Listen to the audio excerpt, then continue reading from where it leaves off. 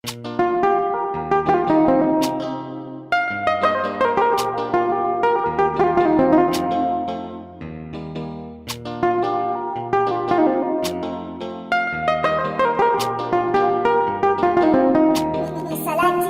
alaikum wa rahmatullahi ta'ala wa barakatuh. Mai magana naku Bashir Madawa. Yan uwana maza da mata ina wa kowa barka da shan ruwa. A nan nake son na gabatar da sanarwar da nake dauke da ita zuwa gare ku. Kamar yadda aka saba, a kowace shekara muna fitar da ayyuka kama daga irin audio har zuwa bidiyo. Wannan ma shekara abin haka yake. Za mu fitar da bidiyo kamar yadda aka gani a shekarar da ta wuce. Matakan shiga bidiyon shine zaka iya turo mana da fotonka tare da sunanka. Mai kuma shiga audio zai turo mana iya sunansa kamar yadda an saba. Kamar yadda za ka gani a cikin wannan guntun bidiyon da na tura maka, haka za ka gani idan ka ba mu hotonka haka aikin zai kasance ko ma in ce fiye da haka.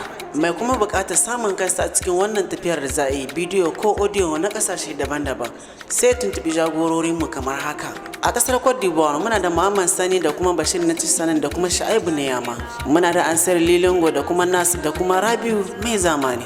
A ƙasar Libya muna da Hussein Kunte da Lawali Hami da kuma Umar da ke wajajen. A ƙasar Gabon muna da Nasi Baban Ila na Agulum. A ƙasar Kamaru muna da Musa da kuma D Soja da kuma Isa da yake wajajen.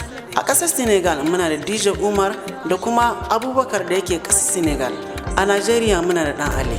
A ƙasar Nijar muna da Ismail da kuma Ibe na kowa. A ƙasar Algeria muna da Ibrahim Kafi Saurayi Jin Daɗi. A Mali muna da abokina da yake wajajen. A Ghana muna da Ma'azu, sai kuma a Gambi muna da Bashir na Goba. Lagine Konakiri muna da Maliki an mai gari. Jammaina Rabiu Danfari, Waga muna da Arazik da yake wajajen. A Central Africa muna da Umaruta. A ƙasar Cotonou muna da Musa ɗan Kawara. Wannan su ne jagororin da muka tsayar da za su zama wakilanmu a kowace ƙasa da muka ambata. Muna da lambobinsu idan ka mai da hankali za ka iya ɗauka a kowace lamba ta kowane ƙasa.